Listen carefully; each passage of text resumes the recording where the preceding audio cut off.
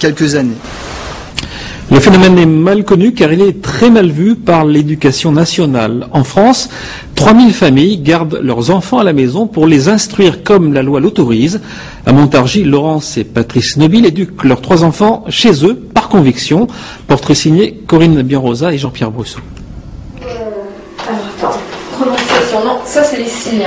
Donc tu fais d'abord les dessins bien à gauche, tu les sépares et ensuite tu marqueras qu'est-ce que ça veut dire. Calcul pour Hélène, histoire pour Armand et dessin pour le petit dernier. Les 3 enfants ne vont plus à l'école, leurs parents ont choisi de les instruire à la maison, comme la loi les y autorise. En France, contrairement à une idée répandue, l'école n'est pas obligatoire. Laurence et son mari sont artistes, leur choix n'est ni politique ni religieux. J'ai eu des parents qui ont beaucoup travaillé, pour ma part. On est la génération où oui, nos parents ont beaucoup travaillé et j'avais envie d'être plus présente avec mes enfants. Voilà, tout simplement. À l'école, on fait un peu plus de choses, mais à la maison, on est ensemble. Est-ce qu'il y a des choses que tu aimais à l'école, hein? Oui. Quoi par exemple? Bah, il y a beaucoup d'enfants.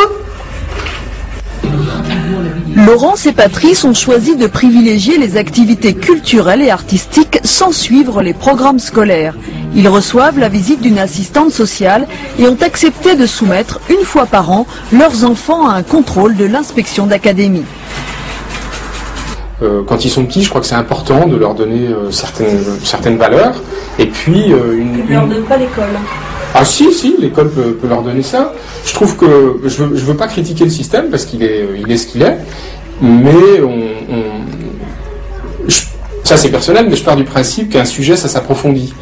Alors à l'école, on fait beaucoup de choses, mais un peu de façon superficielle. Favoriser l'épanouissement personnel des enfants sans les couper de la société, un pari risqué pour ces familles qui se défendent de vivre en autarcie. Mon but, c'est surtout pas, mais alors vraiment surtout pas, de les maintenir en vase clos. Au contraire. Et d'ailleurs, ça nous permet, avec le temps que nous avons, de rencontrer des gens très différents. Et ça, c'est formidable. Ces familles atypiques se sont regroupées au sein d'associations qui n'hésitent plus à sortir de l'ombre pour défendre leurs droits. Pour elles, sortir du système scolaire semble la meilleure façon de le remettre en cause.